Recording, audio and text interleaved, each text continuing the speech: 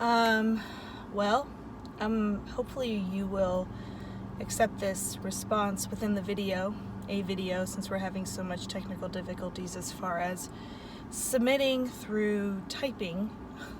I'll take my glasses off. And I had surgery this morning, so I want to make the best of my time. I don't understand why I didn't understand inferencing or had a lack of comprehending it in the first place, when basically it's predictions.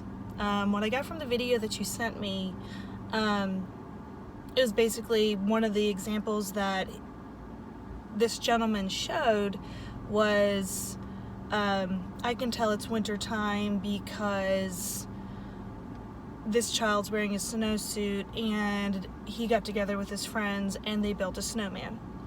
So when I want to go back to Mrs. Mills and her advice to Vicky, because obviously Vicky can read a story and her retell is amazing. She has great comprehension. But in the story, during the story, or even what she knows before the story by using the picture clues if there are any, because even though she's in the 5th grade, she's probably on chapter books, but you can look at a cover. So you can say, well, by looking at this cover, I'm going to inference that this is what this book is possibly about.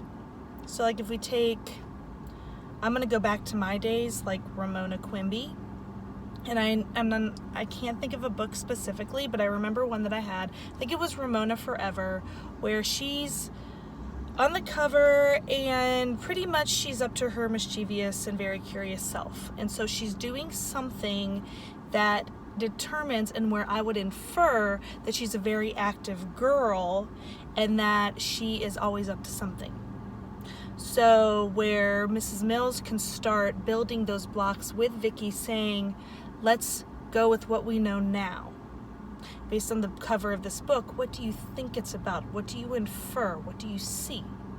So now that it makes much more sense, then you can go and build off of the picture clues that you may only have off of the cover of your book, to knowing the parts of your book, reading the summary of the book. What was said about the summary of the book and what do you infer the story is about. Or in chapter 1, I'll just say facetiously, Finn is outside right now and he's painting the fence white and he's very sweaty and it's the hottest day of the summer. He just doesn't know how he's going to get through the day. He's looking forward to lunch and he's really thirsty for a drink of water. Well, we have hot, hungry, working.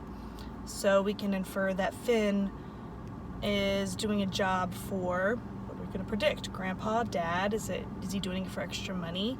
He's hot, so it must be summer. He's hungry, it must be close to lunchtime, and he's thirsty. Again, hot, it must be summertime. So that's my feedback with that. I hope it's close.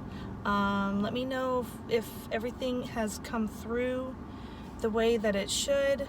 I did not leave South Carolina yesterday until I knew and had confirmation of something that you were getting the submissions. So if there's anything that has not come through, please let me know. I saved on my computer. I can get it right to you.